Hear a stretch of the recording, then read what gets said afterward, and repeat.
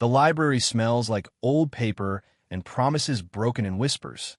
It's past 9 now, maybe closer to 10, and the fluorescent lights have dimmed to that amber glow they use to save electricity after hours.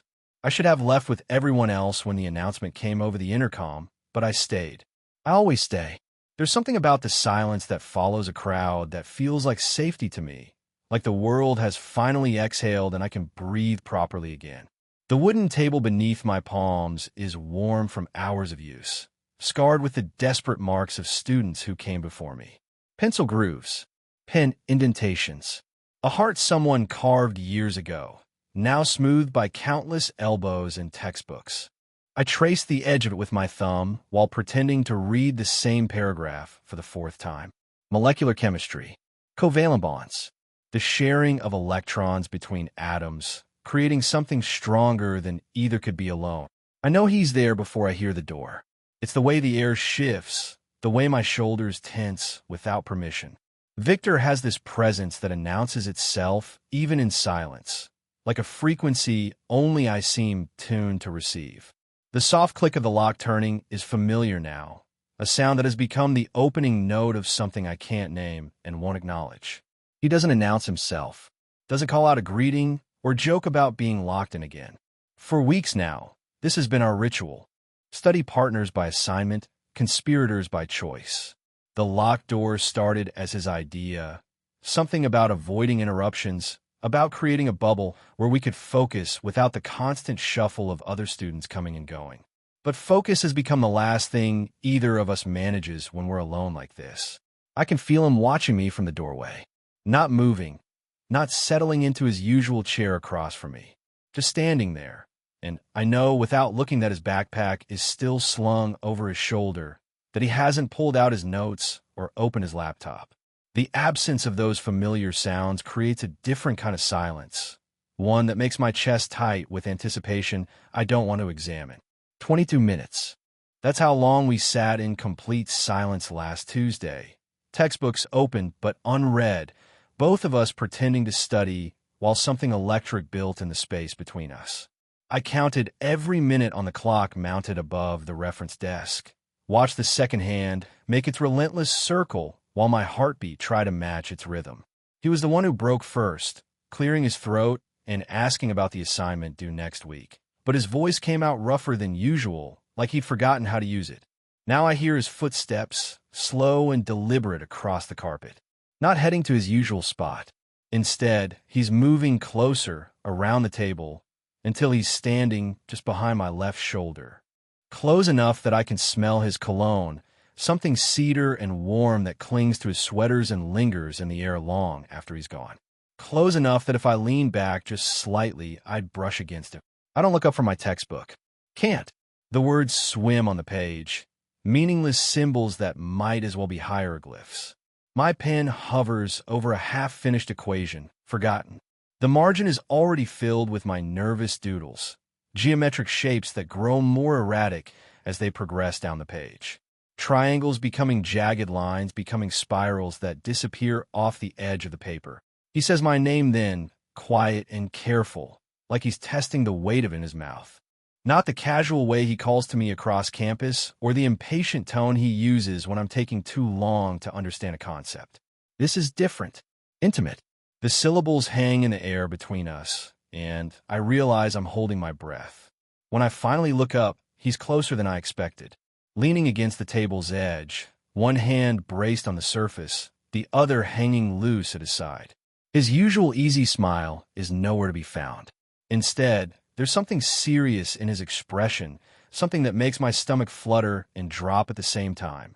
His dark hair falls across his forehead the way it always does when he's been running his hands through it, a nervous habit I've cataloged without meaning to. The words, when they come, are so quiet I almost convince myself I've imagined them. This time, he says, I'm not going to pretend it's about homework. The confession hits like a physical blow, stealing the air from my lungs. Because he's right, isn't he? These late nights stopped being about studying weeks ago, maybe longer.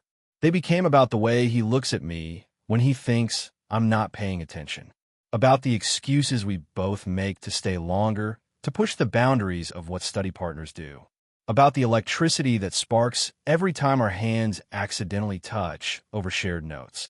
I want to ask him what he means, to pretend I don't understand, to retreat behind the safe wall of academic partnership we've built between us.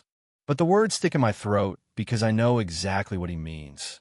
I felt it too, this pull that has nothing to do with chemistry homework and everything to do with the kind of chemistry they don't teach in textbooks. The silence that follows isn't comfortable like our usual quiet moments. It's charged, dangerous, full of the weight of everything we haven't said. I can hear my own heartbeat, can hear the distant hum of the building's ventilation system, can hear the soft whisper of his breathing as he waits for me to respond. But I can't speak, can't move, can't do anything but stare at him while my carefully ordered world tilts on its axis. Because Victor has just torn down the pretense that kept us safe, that let us play at being nothing more than academic partners who happen to enjoy each other's company. He's named the thing I've been desperately trying not to name, and now it sits between us like a living creature demanding acknowledgement. The library feels smaller suddenly, the walls closer, the shadows deeper. Outside, the campus is settling into evening quiet, students heading back to dorms or apartments or weekend plans that don't involve molecular chemistry, and the terrifying realization that the person you've been trying not to think about in that way has just admitted they've been thinking about you in exactly that way. My textbook lies open between us like a barrier or maybe a bridge. The equation I was working on remains unfinished, variables unsolved, the answer hovering just out of reach like everything else in this moment. And Victor stands there, patient and steady, waiting for me to decide what comes next. I should tell you how we got here, to this moment where everything hangs in the balance of unspoken words. How two people who couldn't be more different found themselves locked in a library after hours, pretending to study while something dangerous built between them like static before a storm. My name is Nolan, and I'm 20 years old, though I feel older most days. I've always been the type of person who color codes his calendar and arrives 15 minutes early to everything. My notebooks are pristine, margins filled with additional references I've hunted down in academic journals, citations formatted perfectly even for assignments that don't require them. I find comfort in structure, in the predictable rhythm of deadlines and requirements, and clearly defined expectations. My dorm room reflects this need for order. Books arranged by subject, then by author.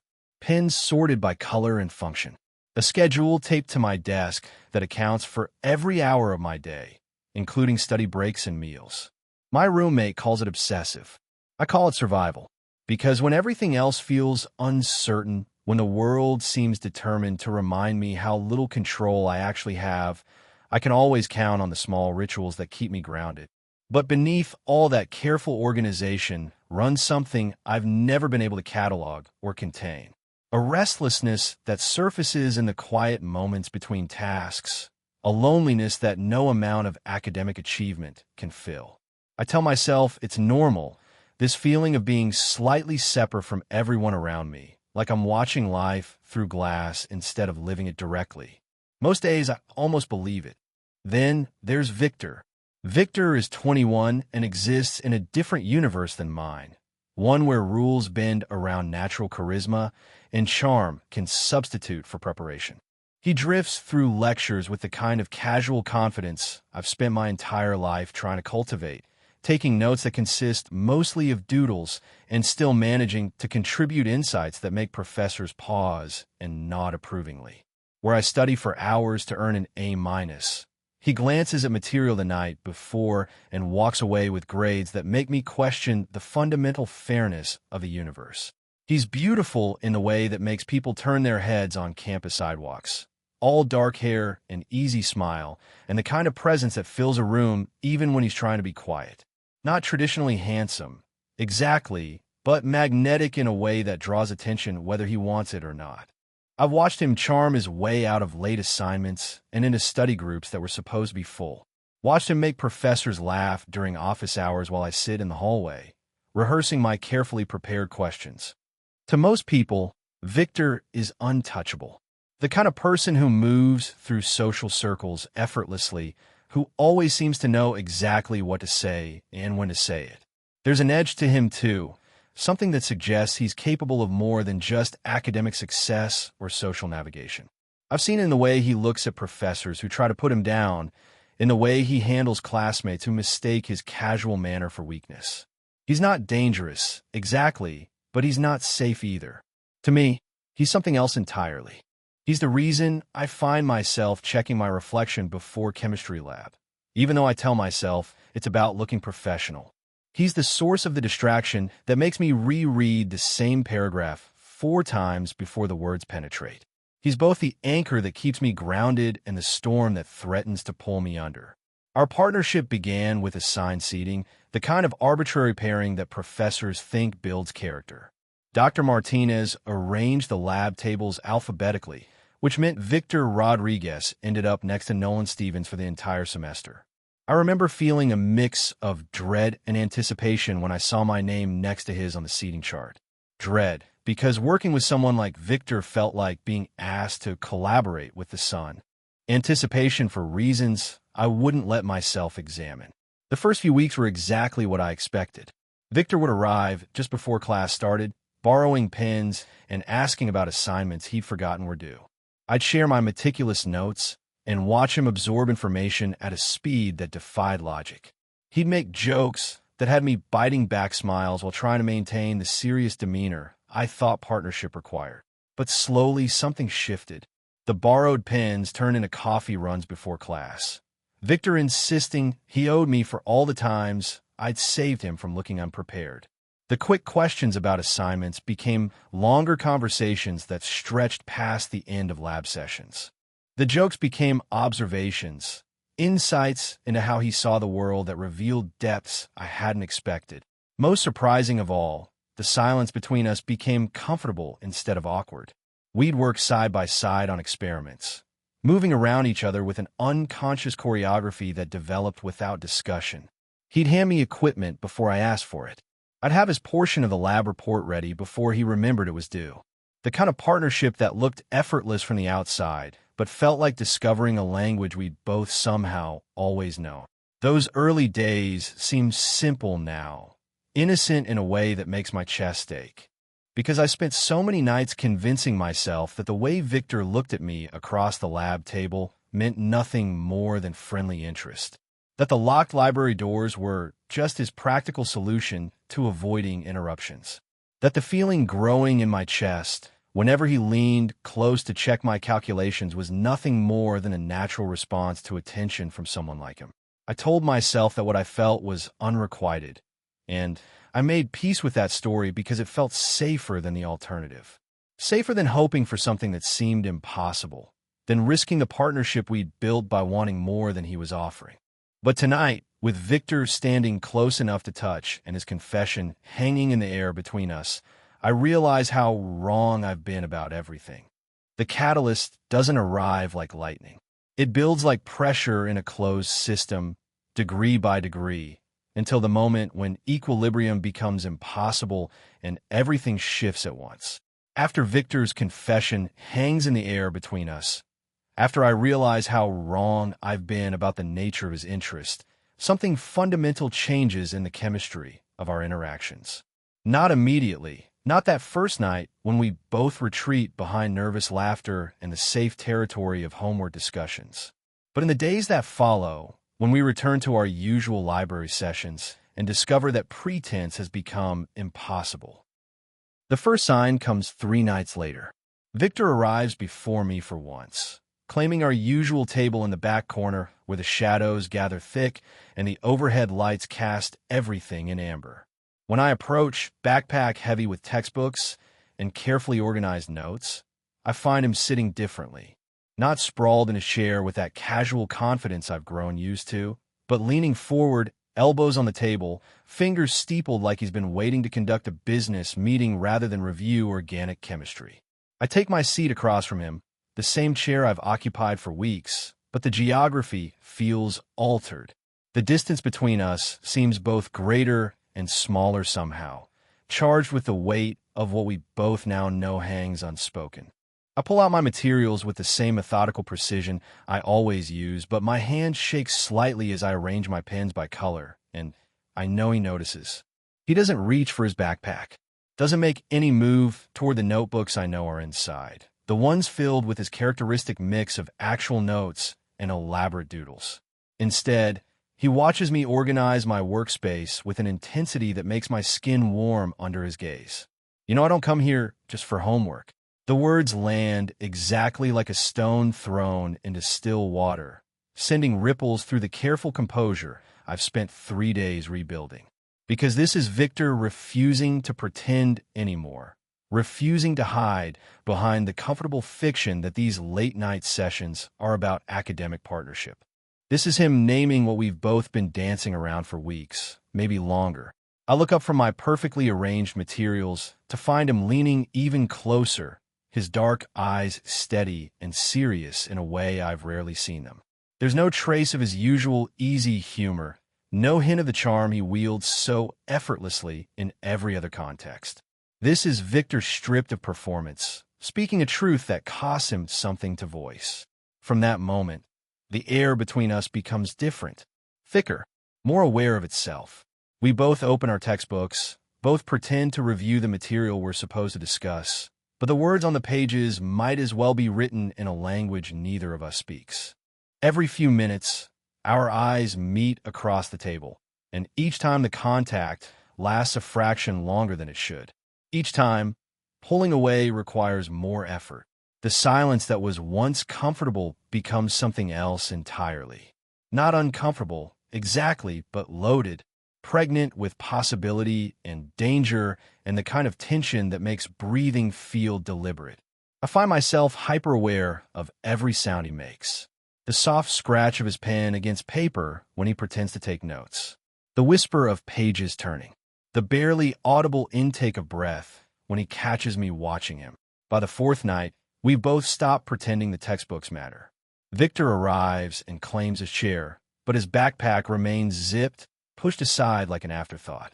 I still go through the motions of setting up my workspace, but my notes remain blank, my carefully prepared questions unasked. Instead, we talk, not about chemistry or assignments or any of the academic topics that supposedly bring us here.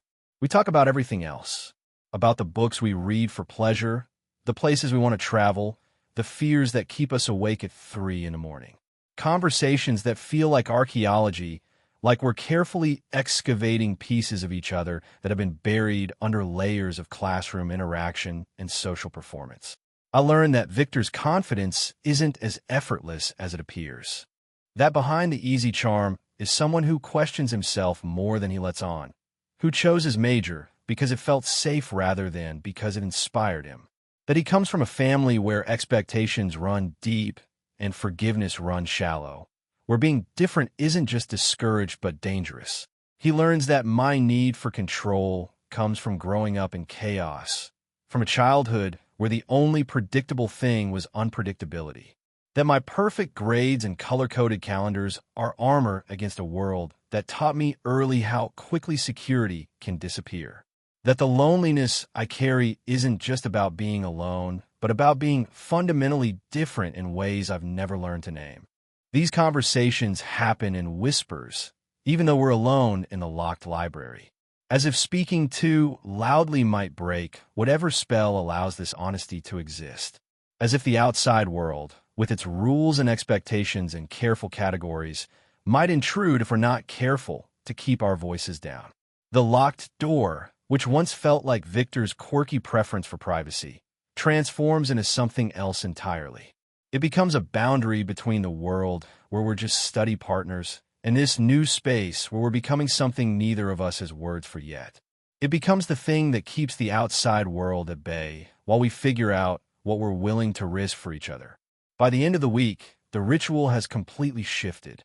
We still meet at the same time, still claim the same table in the back corner, but homework has become secondary to this careful exploration of who we are when no one else is watching.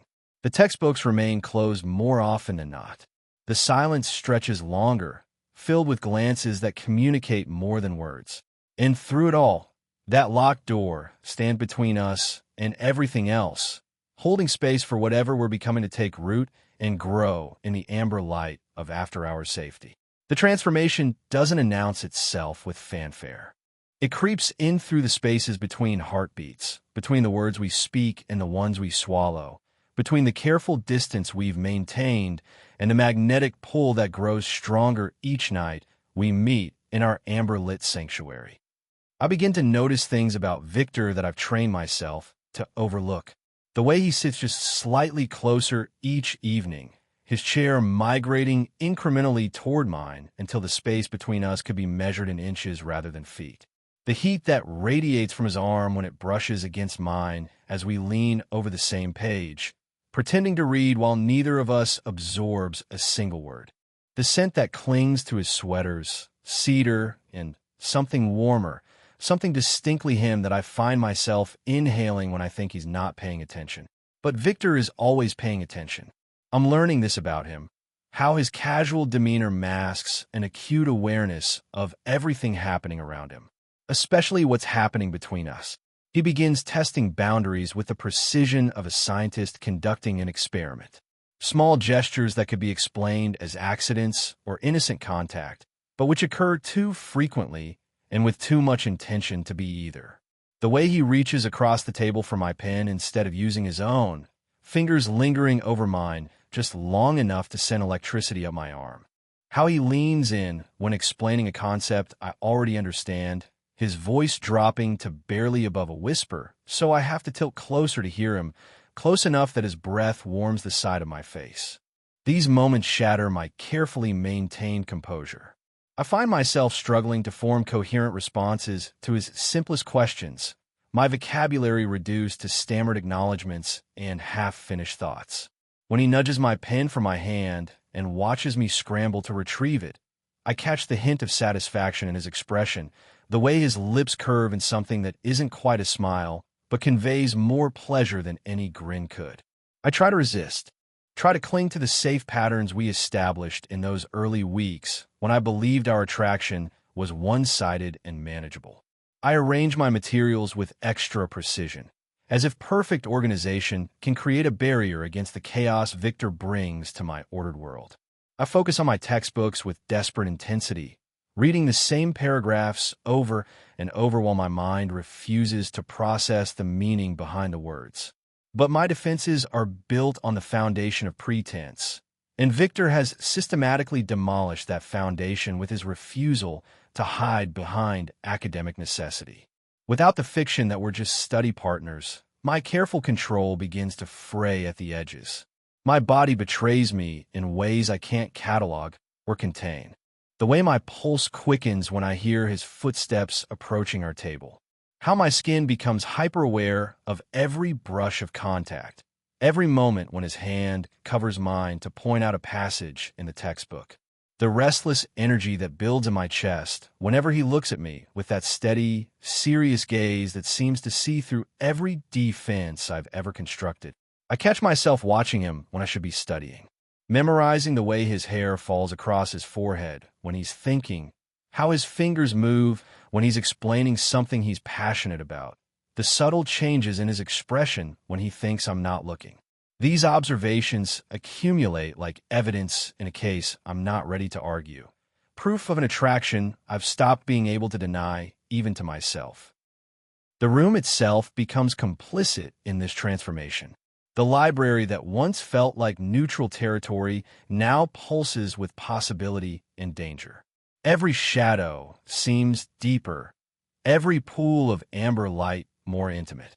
The silence that was once simply quiet now hums with tension, with the weight of everything we're not saying and everything we're beginning to acknowledge without words. Victor pushes the edges with increasing boldness. He begins sitting in the chair beside mine instead of across the table, claiming he can see the diagrams better from this angle. The explanation is reasonable enough that I can't object without revealing how much his proximity affects me, but it puts him close enough that I can feel the warmth radiating from his body, close enough that our knees bump when one of us shifts position. He starts lowering his voice during our conversations, forcing me to lean closer to catch his words. Not whispering, exactly, but speaking just quietly enough that the space between us has to shrink for communication to happen. His voice takes on qualities I've never noticed before a roughness around the edges that makes even the most mundane observations sound like secrets being shared. The locked door, once a simple matter of privacy, becomes something else entirely in this context. It's no longer just keeping other people out, it's keeping us in, creating a boundary between the world where these feelings are impossible and this small space where they're becoming inevitable. The soft click of the lock turning has become the signal that we're entering territory where different rules apply, where the careful distance we maintain in daylight hours no longer serves any purpose. I find myself learning a new language, one composed entirely of glances and proximity and the electricity that sparks whenever our bodies occupy the same space. It's a language Victor speaks fluently, where a brush of fingers carries more meaning than entire conversations. Well, the way he looks at me when he thinks I'm focused on my notes communicates things I'm not ready to hear spoken aloud. This is how transformation happens, I realize. Not in dramatic moments of revelation, but in the accumulation of small surrenders. Each night, I resist a little less. Each session, I allow the boundaries to shift a little further, each locked door that seals us away from everything except the truth of what we're becoming to each other. The revelation arrives disguised as accident, the way truth often does when we've spent too long avoiding it. We're 3 weeks into this new territory where homework has become secondary and the space between us has shrunk to something measurable in heartbeats rather than inches. Victor sits beside me now as naturally as breathing, our shoulders aligned, our knees touching whenever one of us shifts in our chairs. The pretense of studying has worn thin enough to be transparent, but we still maintain the ritual of opening textbooks, still spread papers across the table like evidence of academic purpose. Tonight feels different from the moment Victor settles into his chair. There's something in his posture, a tension that suggests decision rather than the careful exploration we've been engaged in for weeks. He's quieter than usual, less inclined toward the easy conversation that has become our refuge from the weight of everything we're not saying directly. Instead, he watches me with that steady intensity I've grown to recognize, as if he's working up the courage for something I'm not prepared to hear. I try to lose myself in the familiar comfort of note-taking, copying diagrams from the textbook with a meticulous precision that has always steadied my mind when everything else feels chaotic. But my hand shakes slightly as I draw the molecular structures, and the lines that should be straight waver like seismograph readings during an earthquake. Victor leans closer, ostensibly to examine my work, but I can feel his attention focused on me rather than the page. His presence beside me has become a constant source of electricity, making concentration impossible and awareness acute. I can sense the exact moment when he decides to stop pretending this is about chemistry homework. He reaches across the space between us, hand extending toward the corner of the page where I've been sketching benzene rings. His intention seems innocent enough, just pointing out a detail in the diagram, but our hands collide in the middle of the gesture. His fingers land over mine with deliberate precision, and neither of us moves to correct the contact. The moment stretches, suspended between accident and intention. I should pull away, should laugh it off the way I've learned to deflect every other moment when the boundaries between us have blurred. But something in Victor's stillness tells me this isn't another test of limits or exploration of possibility. This is different, final. I look up, expecting to find his usual expression of casual confidence, ready to make some joke that will diffuse the tension and return us to safer ground. Instead, I find him watching me with an intensity that steals the breath from my lungs. His eyes, usually bright with humor or mischief, burn with something sharper, more deliberate, something that makes my chest tight and my thoughts scatter like startled birds. His thumb moves, barely perceptible, brushing across my knuckles in a caress so gentle it might be imagination if not for the electricity it sends racing up my arm. The contact is intentional, unmistakable, a declaration written in the language of touch that leaves no room for misinterpretation. Tell me you haven't thought about this. The words emerge as barely more than a whisper, but they land with the force of a confession that shatters every careful defense I've constructed. Because he's right, isn't he? I have thought about this. I've thought about little else for weeks now, if I'm being honest with myself. Have imagined what it would feel like to close the distance between us, to stop pretending that the electricity sparking whenever we touch is just my imagination. The truth sits in my throat like a stone I can't swallow. I can't tell him I haven't thought about this because it would be a lie so obvious it would insult us both. Can't pretend that the nights I've spent staring at my ceiling, replaying every moment of contact, every glance that lasted too long, every word spoken in that voice he reserves for our locked-door conversations, haven't been about exactly this. My silence becomes its own form of answer. The way my breath catches, the way I don't pull my hand away from beneath his, the way I can't quite meet his eyes while being unable to look anywhere else. My body speaking the truth my voice can't form, admitting to everything I've been trying so hard to deny. Victor's grip on my hand tightens slightly, not possessive, but anchoring, as if he's afraid I might disappear if he doesn't hold on. His other hand comes up slowly, telegraphing the movement, so I have time to object, to pull away, to retreat behind the safety of academic partnership. But I don't move. Can't move. Can only watch as his fingers trace the line of my jaw with the same careful precision he brought to our early conversations, when every word was chosen for maximum impact. The room around us seems to contract, the amber light growing warmer and more intimate, the shadows deeper. The textbooks and papers scattered across our table become artifacts from another world, evidence of the people we were before this moment when everything shifted in a sharp, undeniable focus. I realize with a clarity that feels like surfacing from deep water that we've been building toward this revelation for longer than either of us admitted. Every locked door, every conversation that stretched past midnight, every moment when the space between us felt charged with possibility. All of it leading to this instant when pretense becomes impossible and truth demands acknowledgement. Victor waits, patient and steady, his hand warm against my face, his thumb tracing patterns on my skin that write promises I'm not sure either of us is ready to keep. But the choice is mine now, has always been mine, and the weight of it settles over me like a mantle I've been afraid to wear. The silence stretches between us, no longer comfortable or loaded with potential, but urgent with the need for decision. And I know, with the kind of certainty that comes from finally admitting what you've been fighting not to see, that whatever I choose next will change everything between us forever. The choice arrives like a blade drawn across silk, clean and unavoidable, dividing everything into before and after with surgical precision. Victor's hand rests against my face, his thumb tracing gentle patterns on my cheek, while his eyes search mine for an answer I'm not sure I know how to give. The weight of his confession hangs between us, demanding acknowledgement, demanding decision. Tell me you haven't thought about this.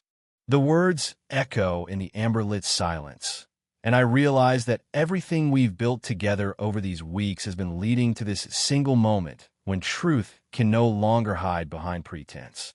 I can feel my heartbeat in my throat, can hear the soft whisper of my own breathing in the library quiet.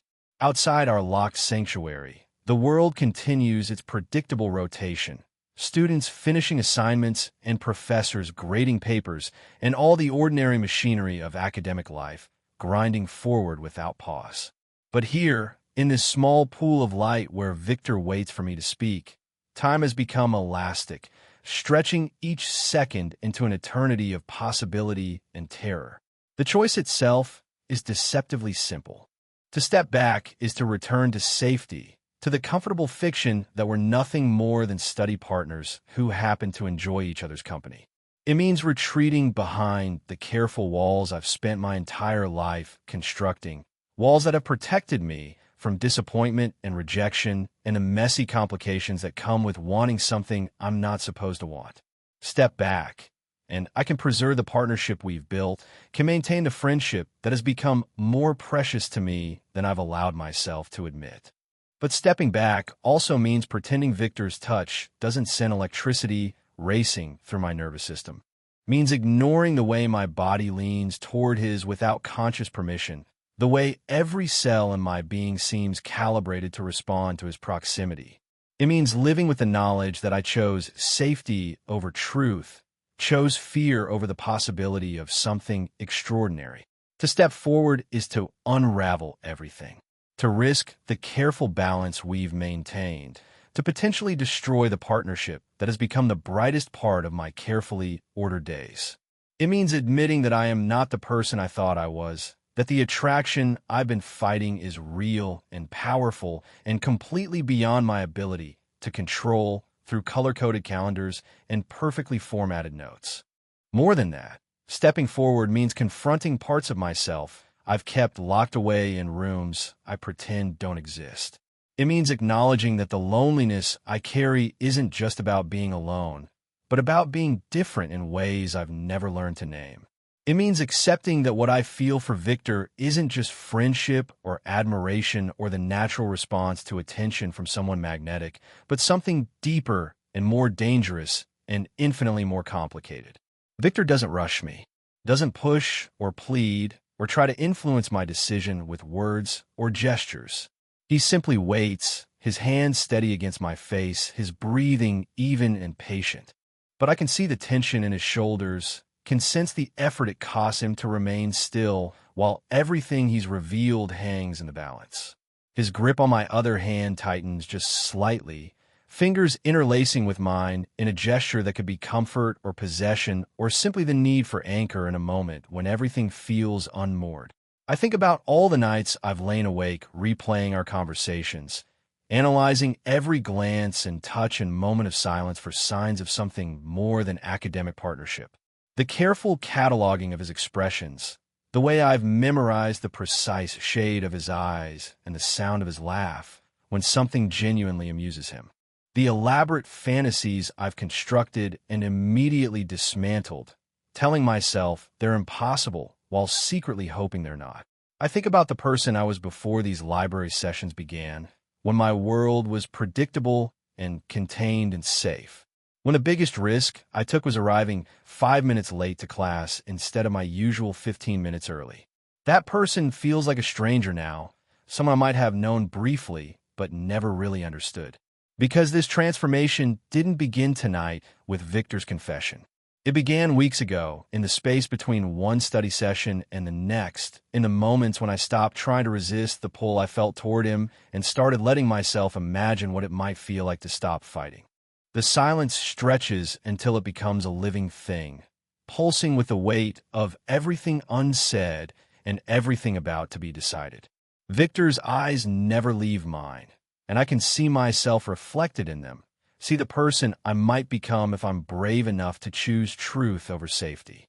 That reflection looks terrified and exhilarated and more alive than I've felt in years. The moment crystallizes around us, sharp and urgent and impossible to ignore.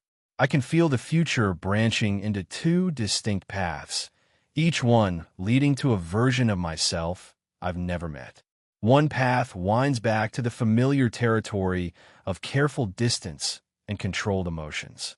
The other disappears into unknown country where anything might be possible and nothing is guaranteed except the kind of honesty that changes everything it touches.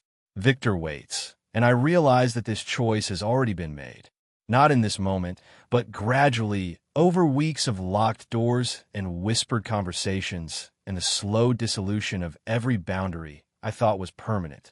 The decision has been building in the space between my heartbeats, in the warmth that spreads through my chest whenever he looks at me like this, in the certainty that grows stronger each night that what we have is worth whatever risk comes with naming it.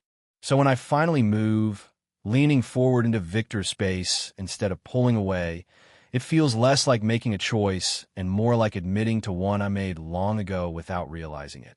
The kiss, when it finally happens, is nothing like the elaborate scenarios I've constructed in the quiet hours before sleep. There are no fireworks or symphonies, no dramatic crescendo that announces the moment when everything changes. Instead, it arrives soft and tentative, a question posed in the language of lips and breath that requires no words to answer. Victor meets me halfway as I lean into his space, his hand sliding from my cheek to cup the back of my neck with gentle certainty. The contact is warm and careful, nothing rushed or desperate despite the weeks of tension that have led us here. He kisses like he does everything else, with a confidence that makes the extraordinary feel inevitable, but also with a tenderness I hadn't expected, as if he understands exactly how fragile this moment is and how easily it could shatter if handled roughly. When we finally separate, the distance between us measured in millimeters rather than the careful inches we've maintained for so long, the library feels different. The amber light seems warmer somehow, more forgiving. The shadows that once felt oppressive now create a cocoon of privacy around our table, holding space for this new version of ourselves that we're only beginning to understand. Victor doesn't pull away entirely.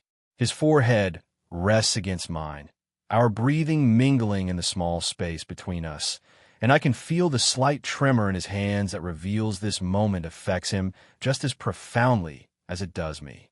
For someone who navigates the world with such apparent ease, he looks almost vulnerable now, as if my response to his confession matters more than he's comfortable admitting.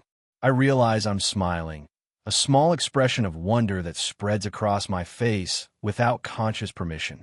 Not the careful, controlled smile I perfected for academic presentations or social interactions, but something genuine and surprised and entirely honest. Because despite all the anxiety and overthinking that led to this moment, being here feels right in a way that resonates deeper than logic or fear. He smiles back, and it transforms his entire face. Gone is the studied charm he wears in public, the magnetic confidence that draws attention wherever he goes. This smile is private, meant only for me, and it carries a mixture of relief and joy and something that might be hope. It's the smile of someone who has just discovered that the risk he took was worth everything he was afraid to lose. The silence that follows isn't the charged, tension-filled quiet we've grown accustomed to over these weeks. This silence is peaceful, settled, like the calm that follows a storm when the air finally clears and you can see the landscape with perfect clarity. We sit in this new quiet, hands still intertwined on the table, neither of us needing to fill the space with words or explanations or promises about what comes next. The textbooks scattered across our table seem almost quaint now, artifacts from a time when we pretended our connection was purely academic. The perfectly organized notes I arrived with lie forgotten, my color-coded pens abandoned in favor of discoveries that can't be cataloged or contained within the margins of any page. Chemistry homework, it turns out, was always just the excuse we needed to be in the same room while we figured out what we meant to each other. Victor's thumb traces patterns on my knuckles, the same gentle movements that have become familiar over these past weeks, but which now carry different weight. No longer testing boundaries or exploring possibilities, but simply enjoying the connection we've finally allowed ourselves to acknowledge. His touch is grounding, real, proof that this moment isn't just another elaborate fantasy I've constructed in the quiet hours when sleep refuses to come. The locked door, which has served as barrier and boundary and protection throughout our careful dance around each other, now feels like freedom rather than confinement. It's no longer keeping the world out so much as keeping this new truth safe while we learn how to hold it. The soft click that signals our privacy has become the sound of permission, the opening note of conversations that don't require pretense or the exhausting performance of being anything other than exactly who we are. I think about the person I was when I first entered this library tonight, already weeks ago it seems, weighted down with textbooks and carefully planned study schedules, and the absolute certainty that I understood the boundaries of what was possible between Victor and me. That person seems impossibly naive now, like someone I might have known briefly but never really understood. Because transformation, I'm learning, doesn't announce itself with dramatic fanfare. It happens in the space between one heartbeat and the next, in the moment when you stop fighting what you want and start allowing yourself to imagine what you might become if you were brave enough to try. The library will close eventually. We'll have to gather our scattered materials and return to the world beyond this locked door, where other people have opinions about who we are and what we're allowed to want. But that feels like a problem for later, for the version of ourselves will become when we step back into fluorescent hallways and the complicated geography of other people's expectations. For now, there's only this: the warmth of Victor's hand in mine, the amber light creating cathedral quiet around us, the extraordinary ordinariness of sitting beside someone who sees you completely and chooses to stay anyway.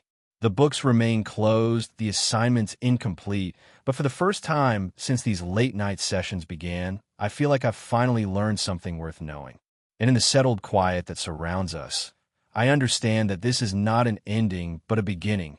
The first page of a story I never dared to imagine I might be brave enough to write.